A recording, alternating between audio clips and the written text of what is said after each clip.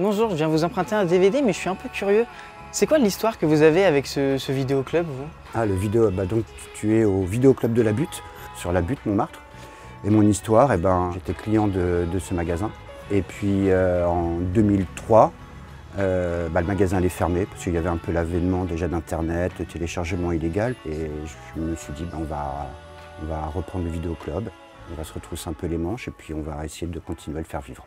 Et c'est ça qui a d'abord impacté les vidéoclubs? Oui, bien sûr, oui.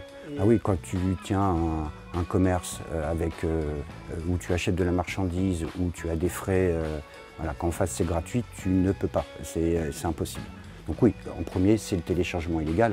Maintenant que les plateformes, elles proposent chacune un catalogue et un tarif. D'ailleurs, généralement, notre tarif n'est pas beaucoup plus cher que les plateformes et notre catalogue, il équivaut au moins à 5 ou 6 plateformes. Donc là, on se bat pas à armes égales parce que bon, c'est des multinationales qui peuvent perdre de l'argent pendant des années avant d'être rentables. Nous, c'est pas notre cas, mais on ne se bat pas contre... on n'est plus Don Quichotte.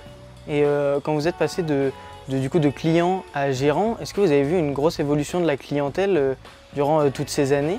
Oui, la clientèle, elle a beaucoup changé sur ces 20 dernières années. Effectivement, au début, quand on l'a reprise, je l'ai repris, j'étais pas non plus fou, je savais que ça allait encore fonctionner un peu. La seule chose, c'est que la personne qui le tenait n'avait pas trop fait le passage au DVD. Il anticipait un peu, effectivement, il y avait plus de 25 000 films en VHS. Et bon, nous, on s'est dit, on va peut-être pouvoir justement tout racheter, ce qu'il y avait en VHS, en DVD. Et donc, les premières années, on a eu effectivement beaucoup de monde.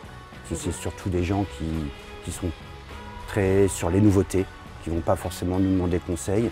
Donc on a perdu cette clientèle-là, mais on a récupéré des gens plus cinéphiles, des jeunes qui ont vraiment besoin de ce partage. Et du coup, ça nous dégage du temps pour pouvoir partager avec eux. Ok, et du coup, aujourd'hui, on voit qu'il y a de moins en moins de vidéoclubs en France. Est-ce que vous pensez que les vidéoclubs vont disparaître à un moment ou qu'ils pourront rester en tant que magasin de quartier? Je ne pense pas qu'il y aura forcément un retour des vidéoclubs, comme on a vu un peu un retour du vinyle. Mais par contre, ceux qui sont là à l'heure actuelle, là, les 20-25 vidéoclubs qui restent en France, et il y en a dans le monde entier, mais que normalement, ceux qui sont là à l'heure actuelle, a priori, il n'y a pas de raison qu'ils ferment.